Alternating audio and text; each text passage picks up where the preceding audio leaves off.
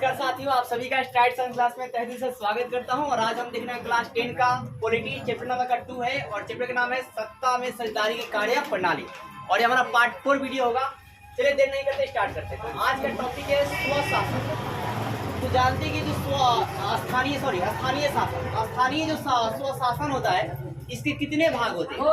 इसके दो भाग होते हैं। एक होता है पंचायती राज, एक क्या जी पंचायती राज। इस पंचायती राज में आपका वार्ड कमिश्नर आता है, मुखिया आते हैं, चेयरमैन आते हैं, जिला परिषद आता है। ठीक है, ये सारे अंग जो है इसके हैं, ये आप कल पढ़िएगा भी। ठीक है, फिर आपका है क्या कि मतलब ध्यान दीजिए, आपका दूसरा क्या जी नगरीय शासन। आपको याद रखना है कि जो आपका स्थानीय स्वशासन है वो दो प्रकार का होता है, एक पंचायती राज और एक क्या जी नगरीय शासन। देखिए, अगर आप भविष्य में कहीं मान लीजिए कोई मुखिया बन जाते हैं, चाहे वार्ड कमिश्नर बन जाते हैं, या आप जिला परिषद बन जाते हैं, चेयर बन जाते हैं, तो आपका राइट क्या है आपको पता रहेगा तभी जाकर कर पाइएगा, नहीं तो आपको दूसरा ही लूट कर खा जाएंगे। समझ रहे ना?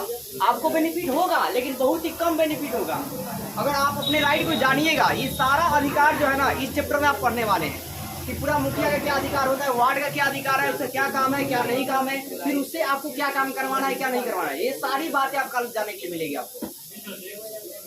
तो सबसे पहले हमारा यहाँ पॉइंट है, ये बार बार एक क्वेश्चन आता है पेपर में कि सत्ता का विकेंद्रीकरण किसे कहते हैं। तो भाई साहब, सत्ता का विकेंद्रीकरण एक लाइन में मैं कह दूं कि सत्ता को बांटकर चलाना ही सत्ता का विकेंद्रीकरण कहलाता है। विकेंद्रीकरण का मतलब होता है बंटवारा। क्या था जी? बंटवारा। तो सत्ता को क्या करता है, बांटकर ही चलाना ही क्या जी सत्ता का विकेंद्रीकरण कहलाता है। जैसे कि मान लीजिए केंद्र सरकार है, अब केंद्र सरकार ने क्या किया, इसे राज्य सरकार में बांट दिया। फिर राज्य सरकार ने क्या किया, पंचायती राज में बांट दिया। पंचायती राज में भी बहुत तरह के बांट दिए गए, समझ रहे हैं? जिला परिषद बांट दिया गया, चेयरमैन बांट दिया गया, फिर ठीक है वार्ड कमिश्नर बांट दिया गया, मुखिया बांट दिया गया। और उस हिसाब से अपने हिसाब से फिर मुखिया में भी आप सुनिए कई तरह का कि मतलब क्या होता है, कोई सरपंच है, इस तरह का आप नाम सुनते होंगे। सरपंच मतलब आपका हर एक महीना में रूल के हिसाब से तो हर एक महीना में पंचायत बुलाना चाहिए और वहां पर जो भी अपने गांव का केस है उस केस को देखना चाहिए और मतलब न्याय दिलाना चाहिए, मतलब कोई भी मैटर हो आपका। तो देखिए, सत्ता को एक स्तर पर केंद्रित ना कर सुनिएगा ध्यान से, सत्ता को एक स्तर पर क्या जी केंद्रित न कर विभिन्न स्तरों पर विभाजित करना ही, विभिन्न स्तर क्या करना, विभाजित कर देना, बांट देना ही सत्ता का विकेंद्रीकरण कहलाता है। मतलब कोई एक इसका मालिक नहीं रहेगा, बहुत इसके मालिक जो होंगे बहुत सारे होंगे, बहुत सारे भागों में बांट दिया जाएगा। जैसे केंद्र सरकार में बांट दिएगा, राज्य सरकार में बांट दिया जाएगा। ठीक है, अलग अलग राज्य के भी अलग अलग मतलब मंत्री होंगे, अलग अलग उसके प्रधान होंगे। कोई भी आप साइड जाइएगा ना तो ज्यादातर प्रधान सुनने के लिए मिलेगा, मुखिया शब्द कम सुनने के लिए मिलेगा कि हाँ ये फलना जगह के प्रधान है, और प्रधान की पावर बहुत ज्यादा होती है, मतलब वो रॉयल लाइफ जीते हैं एक तरह से। देखिए, सत्ता को एक स्तर पर केंद्रित ना करके विभिन्न स्तरों पर विभाजित करना ही सत्ता का विकेंद्रीकरण कहलाता है।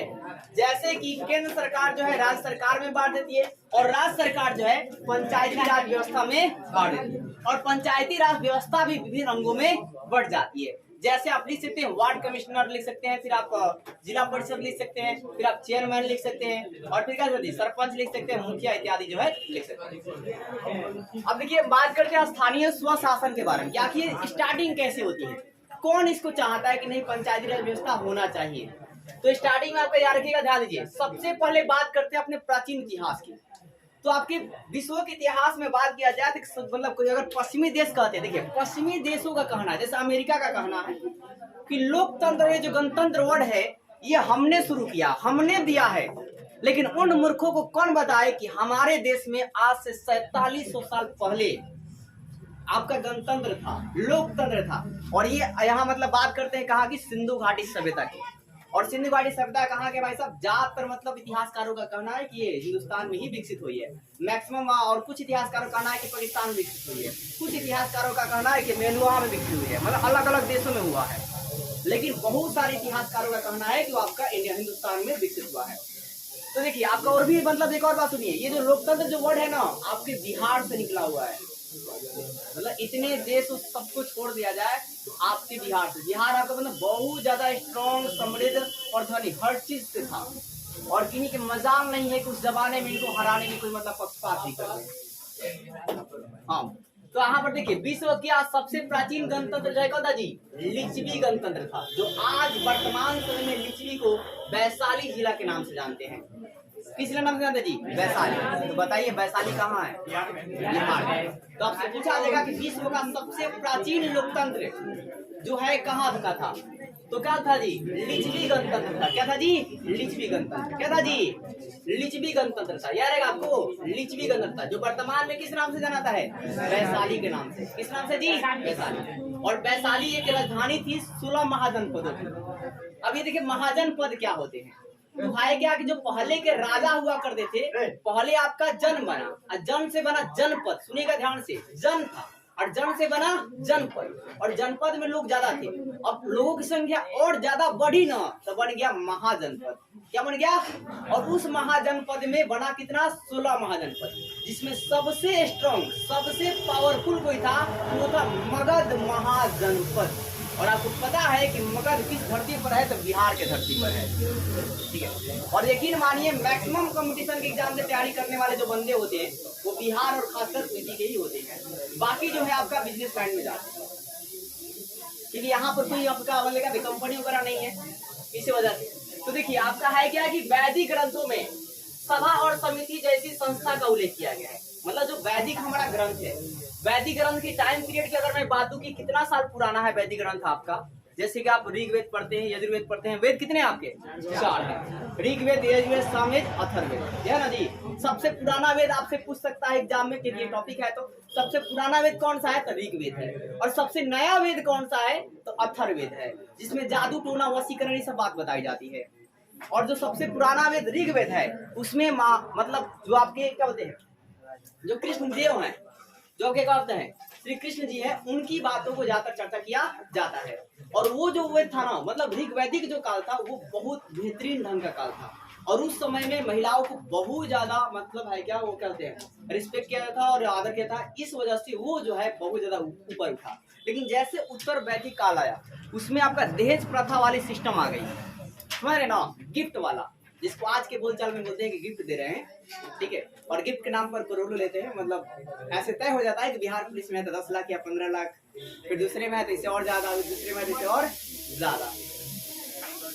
तो यहाँ पर देखिए कोई भी अगर जॉब की तैयारी इस सिलसिला से कर रहे होंगे कि नौकरी लग जाएगा तो 15 लाख मिल जाएगा, उनका जॉब जल्दी नहीं होने वाला है, क्योंकि माइंड में ऑलरेडी भर चुका है कि मेरे को हो जाएंगे।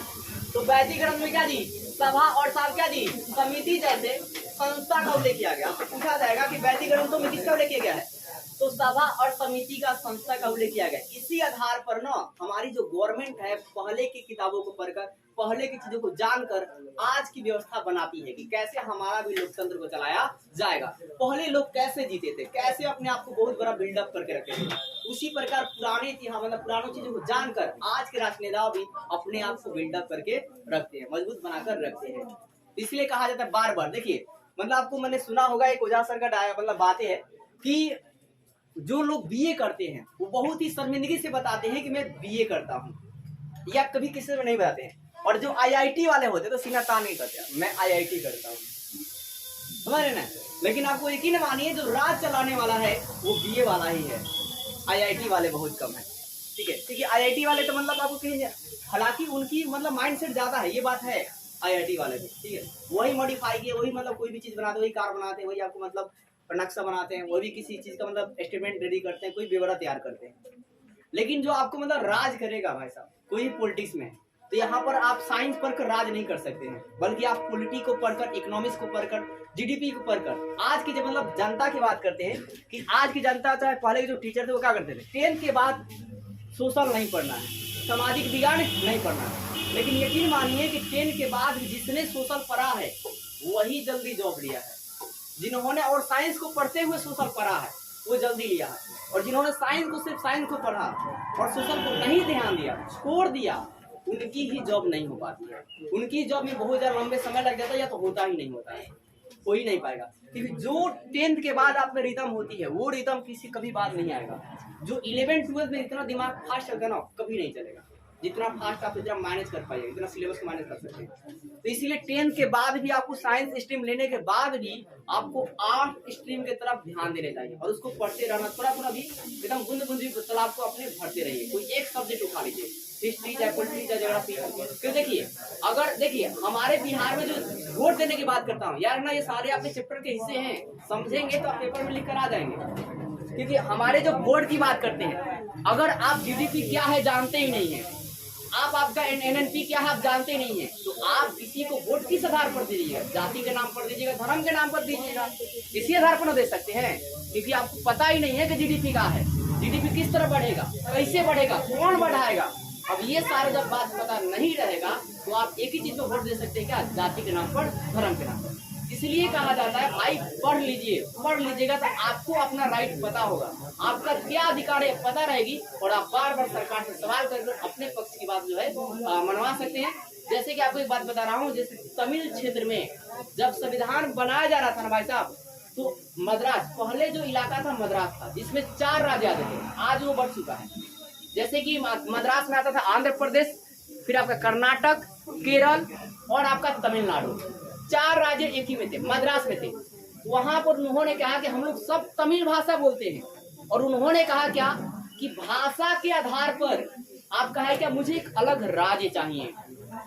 और यकीन मानिए उन्होंने क्या किया कि भाषा के आधार पर आप कहा क्या गवर्नमेंट ने ये लागू नहीं करी थी, लेकिन एक आदमी अनशन में बैठ गया, 56 दिन के लिए आपका भूखा अनशन बैठा, उसका मर गया। अब जैसे मरा ना, पूरा तमिल इलाके में हड़कंप मच गया, मतलब उस 4 राज्य में। और जैसे हड़कंप मच गया, पूरा हिंसात्मक आंदोलन हुआ, मतलब एक दूसरे को मारकर विधायक त्याग देने लगे कि भाई साहब मैं विधायिका नहीं करूंगा, इतना डर हो गया, इतना भय हो गया। तो उसके बाद फिर आपका पंडित जवाहरलाल नेहरू जो आपके प्रथम प्रधानमंत्री थे, उन्होंने बातों को स्वीकार किया और फिर आंध्र प्रदेश के नाम से एक हुआ राज्य को बनाया, जिसमें तमिल क्षेत्रों को मतलब ज्यादातर बहुमूल्य दिया गया, मतलब तमिल क्षेत्र जो है आगे निकल कर आए। और आज के इंडस्ट्री में देख लीजिए, साउथ बहुत आगे है, तमिल बहुत आगे है। तो आंदोलन कीजिएगा और अच्छे से आंदोलन कीजिएगा तो यकीनन सरकार को आपको झुकना ही पड़ेगा, कोई भी सरकार। तो यहाँ पर बात कीजिए, देखिए यहाँ पर मैं आपको बता रहा हूँ कि वैदिक ग्रंथ सभा समिति जैसी संस्था को लेकर रहा था। फिर गांधी जी कहते हैं कि भारत जो है आत्मा, भारत की आत्मा क्या जी? गाँव में बसती है। भारत की जो आत्मा है गाँव में बसती है, ये बतिया कौन कहते हैं? गांधी जी कहते हैं। कौन कहते हैं जी? गांधी जी। और देखिए एक और बात मैं कहता हूँ बार बार, गांधी जी को आप किसी भी केस में बुरा नहीं कह सकते हैं, क्योंकि गांधी जी ने मैक्सिमम अपने इतिहास में पढ़ा कि आंदोलन किए और वो सफल आंदोलन भी था, ठीक है। और मजदूरों के हित में उन्होंने ज्यादा आंदोलन किया। और जो बंदा पूरा रईसी में अपना जिंदगी गुजार सकता था, वो आपके लिए धोती पर गुजार दिया। तो ऐसा नेता कहाँ मिलेगा? और जो लोग थोड़ा बहुत ऊपर ऊपर बातें जा लेते हैं और थोड़ा बहुत सुनते हैं, सिर्फ लास्ट वाला हिस्सा जो 1947 का पार्ट है, सिर्फ वही पढ़ते हैं कि गांधी जी ने मतलब थोड़ा बहुत क्या पाकिस्तान के लिए मतलब बोला, बंटवारा हुआ तो मतलब गांधी जी ने कहा कुछ इसको थोड़ा पैसा भी दे दीजिए ताकि अच्छे से लोग रहेंगे, ताकि हिंसा हिंसा नहीं होगा। लेकिन इसीलिए कुछ लोगों ने क्या किया कि रूढ़िवादी तरीके से ले लिया और नाथूराम नाम के गोडसे जो थे वो उन्होंने क्या किया? गोली मार की क्या कर दीजिए? हत्या कर दी आपका 1948 में। तो ऐसा नहीं होना चाहिए। गांधी जी को सिर्फ आप आखिरी बातों को लेकर नहीं याद कर सकते, आप पूरी कहानी को देखिए कि आपके लिए कहाँ कहाँ लड़े, कहाँ कहाँ गए, क्या क्या कांड हुआ। अब देखिए बात करते हैं स्थानीय स्वशासन का जो है, इसे किस अनुच्छेद में रखा गया है। स्थानीय स्वशासन की जो बात है ये सारी डिटेल में आपको कहाँ मिलेगी? तो अनुच्छेद नंबर क्या जी? 40 में। अनुच्छेद क्या जी? 40 में कहा जाता है कि अगर आप संविधान को अच्छे ढंग से पढ़ लेते हैं, यकीन मानिए आपको हराने के लिए क्या होते कोशिश नहीं, साजिश रचनी पड़ जाएगी।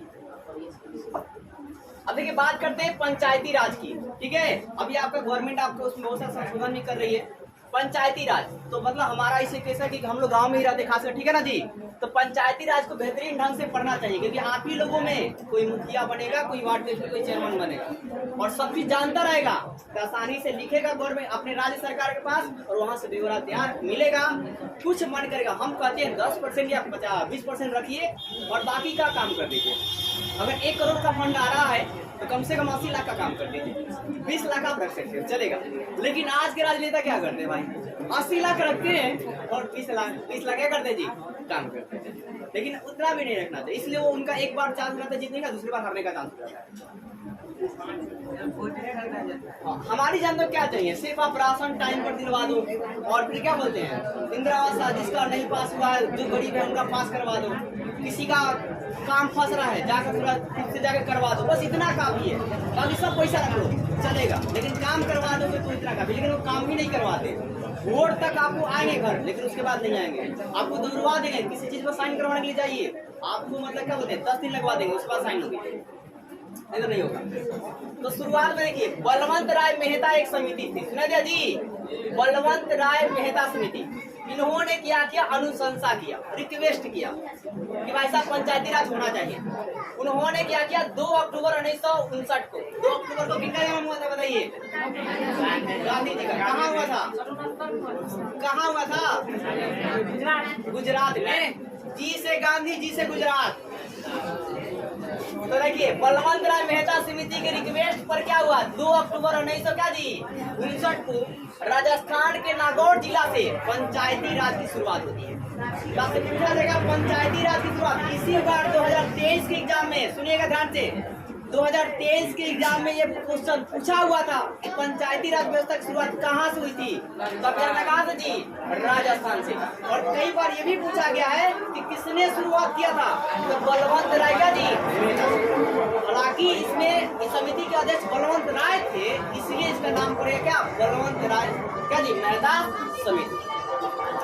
तब यार शुरुआत कहाँ हुआ, बलवंत राय मेहता समिति का जी रिक्वेस्ट पर 2 अक्टूबर क्या जी 59 में राजस्थान ने कहा से, नागौर जिले से। क्वेश्चन ग्रुप में आप लोग रिपीट कर दीजिएगा, पंचायती राज की शुरुआत जो है किस समिति से की, किसके समिति के रिक्वेस्ट पर हुआ, तो बलवंत राय मेहता समिति। फिर कब हुआ भाई साहब, 1959। किस राज्य से हुआ, राजस्थान। किस जिला से हुआ, तो नागौर। अब आगे देखिए, ये जो बात है इसमें संविधान में मॉडिफाई किया गया, संशोधन किया गया पंचायती राज व्यवस्था करने के लिए। तो 73वां संविधान संशोधन किया। अब संविधान संशोधन क्या होता है, कोई पहले से नियम बने हुए हैं और उसमें कुछ मॉडिफाई करवा देते, उसी को संशोधन करते। आपने स्प्लेंडर बाइक खरीद कर लाया, उसमें आगे से पूरा मतलब लिख दिया, अलग लिख दिया, हिंदू राष्ट्र ऊपर लिखवा दिया, कुछ लिखवा दिया, इसको बोलते हैं मॉडिफाई, संशोधन। इसी प्रकार संविधान पहले से बना हुआ है, आपने उसके नियम को जोड़ लिया या कुछ नियम को निकाल दिया, उसी को कहा जाता है क्या जी, संशोधन। आपसे भी पूछे जाएंगे अलग से संविधान संशोधन क्या है, तो आप बोलेंगे संविधान में कुछ चेंजिंग कर देना, बदलाव कर देना, संविधान संशोधन कहलाता है। जैसे कि 73वां संविधान संशोधन किया गया और 1991 में देखिए इन्होंने रिक्वेस्ट किया था 1959 में। इतनी सरकार बदल की बात नहीं मानती है। 1959 में क्या किया जी, रिक्वेस्ट किया, लेकिन भाई साहब संविधान में जगह कम मिला। 1991 में पंचायती राज अधिनियम बनाया गया, एक अभी 8 बढ़ गया, इसके आप खिलाफ अब जाएंगे तो आपको दिक्कत होगी। तो 73वां संविधान संशोधन 1991 में पंचायती राज अधिनियम बना। आपसे भी पूछा जाएगा पंचायती राज अधिनियम जो है कब बना, 1991 में, ठीक है। फिर आप देखिए पंचायती राज अधिनियम जो है, बात करता अधिनियम जो है, इसको किस अनुच्छेद में जोड़ा गया है, अनुच्छेद क्या जी 11 में जोड़ा गया है। किस अनुच्छेद में जोड़ा गया जी, पंचायती राज अधिनियम को किस अनुच्छेद में जोड़ा गया है, अनुच्छेद नंबर 11। फिर संविधान के किस भाग में इसकी बात लिखी गई है, तो भाग नंबर क्या जी 9 में शामिल किया गया। ये सारे अलग ऑब्जेक्टिव क्वेश्चन हो जाएंगे और पूरा लिखिएगा तो सब्जेक्टिव पॉइंट। फिर आगे बात करते हैं कि इसमें आपका कितने आर्टिकल की चर्चा की गई है, 200 क्या जी 43 में क्या किया गया, चर्चा किया गया है इसके बारे में, पंचायती राज व्यवस्था के बारे में। फिर बात करते हैं कि कितने मुद्दे का उल्लेख किया गया है, 29 मुद्दों का क्या जी उल्लेख किया गया। फिर बात करते हैं कि इसका अगर मान लीजिए पंचायती राज व्यवस्था को खत्म नहीं किया जा सकता, एक लिखित बात लीजिए, पंचायती राज व्यवस्था किसी भी कीमत पर इसे खत्म नहीं किया जा सकता। भाई बहुत स्ट्रगल के बाद आया है, देखिए 59 में रिक्वेस्ट हुआ है, लागू कब किया गया 91 में, अब उसके बाद कोई भी आएगा और उसको खत्म कर देगा, इतना मतलब क्या होता है, सस्ता है क्या, इतना रिक्वेस्ट किया, इतना पूरा समझ रहे ना, पूरा भड़क जाएगी। मतलब क्या होता है, जो आम आदमी पार्टी है या आम आदमी कोई भी है, राजस्थान के चाहे कहीं का भी हो, बिहार का ही क्यों नहीं हो, हर लोग भड़क जाएंगे, पूरा हिंसा होने लगेगा। विधायक को वैसा ही मतलब क्या बोलते हैं, वो मद्रास वाली ही कहानी फिर से दोबारा रिपीट हो जाएगी, आपके देश में गृहयुद्ध हो जाएगा। तो देखिए 6, अगर मान लीजिए किसी वजह से पंचायती राज व्यवस्था भंग भी हो जाता है तो 5 साल के अंदर भाई साहब, अंदर नहीं 5 साल का होगा ना जी भाई चुनाव, 5 साल कोई जीतेगा तो 5 साल राज करेगा। लेकिन अगर बीच में मानी कोई दिक्कत हो जाता है, विघटन हो जाती है, तो मात्र 6 महीना के अंदर दोबारा से चुनाव करवाया जाएगा और चुनाव करने के बाद फिर से कोई राजनेता जो है खड़ा हो जाएगा। अब यहाँ पर देखिए 6 माह के अंदर क्या होना चाहिए, चुनाव हो जाने चाहिए, इससे ज्यादा आप नहीं खींच सकते हैं। अब ध्यान दीजिए, पंचायती राज का जो है चुनाव जो है कौन करवाता है, ये बात कीजिए। निर्वाचन कौन करता है, चुनाव को वर्ड क्या मिलेगा, निर्वाचन। क्या मिलेगा जी, निर्वाचन।